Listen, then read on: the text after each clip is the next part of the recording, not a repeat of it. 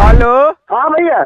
Mummy हाँ अगर मैदान करे हमरा लोग कहते ना कुछो करने जाए करने न जाए। निपुत्रा हम तोरा कहलू कि नहर के पैखाना में मैदान कर तो तू चल गेला खेत में। मम्मी हमरा जोर से लगल अलगे टंकिया के पनिया ठंडा रहते चलते पैखानवा में न कैली कल चला के आ गेली पानी लेके खेत में। अब हमरे पढ़ते न चले तो करने जाए।